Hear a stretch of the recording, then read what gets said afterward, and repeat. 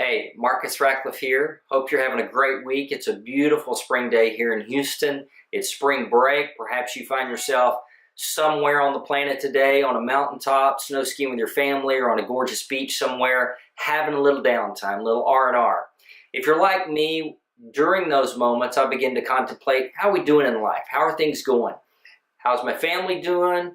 How's my career going? And you may have even thought, man, I'm sure loving having time off. And gosh, I really dread going back to the office. So that brings to mind a quote that I hear from time to time, and every time I hear it, it really stops me in my tracks. You may have heard it. Henry David Thoreau says, "The vast majority of men lead lives of quiet desperation and go to the grave with a song still in them." Sometimes you'll hear it said this way: 70% of men lead lives of quiet desperation and go to the grave with a song still in them. Well, your career, the way I view it, is the way you contribute your talents. It's one of the ways you contribute your talents, your gifts, your abilities to improve the world around you, improve the lives of those around you.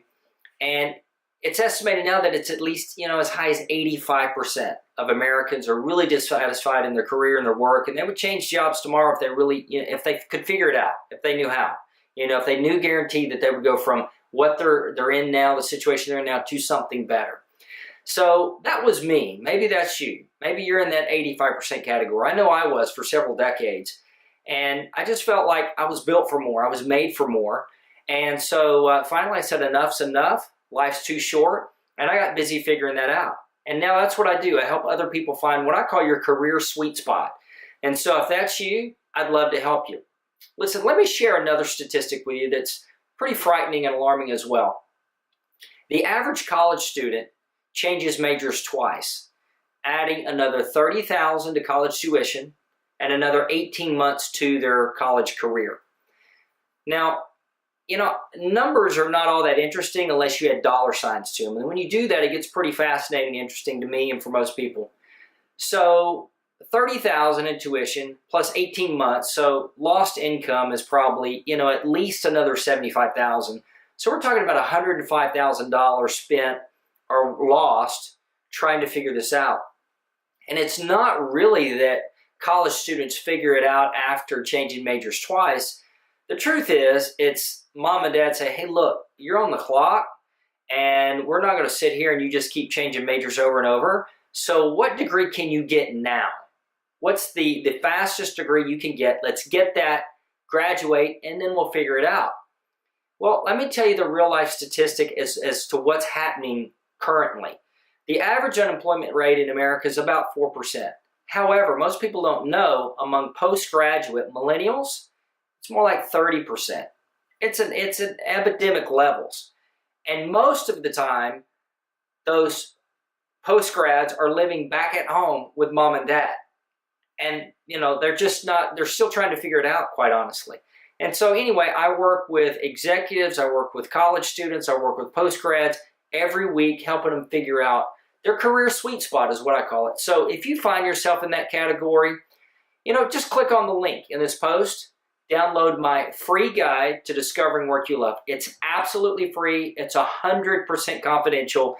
Listen, I know Facebook is not confidential. Your boss, your coworkers, other people are online. You don't have to comment saying, hey, I'm in that group, Marcus. You don't have to do that. But you can click on that link and download and privately get started figuring that out for yourself today. And don't just do that for yourself. I'm sure your spouse or your close friends, your relative, perhaps you have students that are in that high school, college age, they're trying to figure it out, or perhaps they're in that post-grad millennial, or maybe you have friends and neighbors who have students there and that kind of find themselves in that place. So refer this to them. Let them know about it. Share it with them. And let's join forces together and do what we can to stop this and move people into the category of really living at your highest and best. Living at, your peak performance is what I like to call it in every area of your life. And so is it too much to say, hey, I'd like to do what I love and make great money doing it? I don't think so. I can point out lots of examples of people who are doing just that. And so don't be left out. Don't find yourself going to a job and dreading going to work on another Monday.